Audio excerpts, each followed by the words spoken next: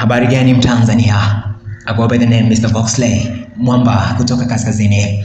Leo ni siku ya kipekee kwa mtu mmoja, nguzo ya habari, nguzo kuu ama jiwe kuu la pembeni lile walilolikataa washi. Hapa namzungumzia Ali Shaban Kamwe. Happy birthday to you brother. Kuna msemo wa Kiswahili usemao, ukimwona kinyonga jua amekwepa mashambulizi mengi sana, na kwa hakika ukimwona Ali Kamwe leo usifikiri amefika hapo kwa bahati nasibu. Ni matokeo ya juhudi, nidhamu na weledi usio kifani. Leo ni siku isiyo ya kawaida, ni siku ambayo historia ilimtoa mtu wa kipekee, Ali Shaban Kamwe, afisa habari wa Yanga, mwana habari mwenye ndimi mbili, moja ya kusema ukweli bila kuyumbishwa na nyingine ya kusimulia hadithi za ushindi kwa ufasaha usiotiliwa shaka. Katika ulingo wa michezo, hasa soka, taarifa si tu taarifa, ni silaha, ni nguzo ya kujenga taswira na ni dira ya mashabiki. Kamwe amekuwa darubini ya Yanga, akitazama mbali zaidi, akiangazia ndani ya giza na kuangazia mashabiki mwanga wa matumaini hata nyakati za giza totoro. Siku zote Simba akirukaruka si kwa sababu ya kutafuta kivuli, ni kwa sababu ya kuonyesha nguvu zake. Vivyo hivyo, Ali Kamwe amekuwa mfano wa utumishi wa weledi, akilitumikia jina la Yanga si kama kazi tu,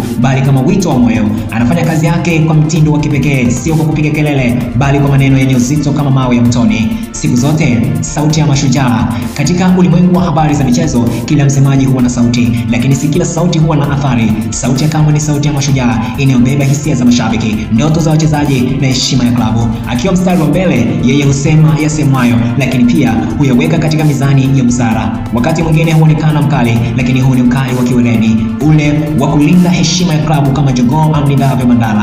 Haogopi kusema yaliyo magumu wala kubeba lawama, kwa sababu anajua thamani ya kuwa msemaji ukweli katika wakati wa kisulisuli. Siku zote afisa wa maneno, yeye ndiye, na balozi wa maadili, yeye ndiye. Kama mcheza sarakasi kwenye kamba nyembamba, Kamwe hujua namna ya kulinda usawa wa habari na uchokozi. Amefanya kazi yake kwa kuzingatia kanuni, akijiepusha na matusi, kejeli na dhihaka zisizofaa. Badala yake ameipa kazi hii heshima inayostahili, akibeba bendera ya Yanga kwa maneno yenye msingi ya hekima, si jazba. Methali ya Kiswahili husema, mwenye macho haambiwi tazama, na mashabiki wa soka la Tanzania wameona jinsi ambavyo Ali Kamwe ameifanya nafasi ya afisa habari kuwa yenye mvuto, heshima na ushawishi chanya.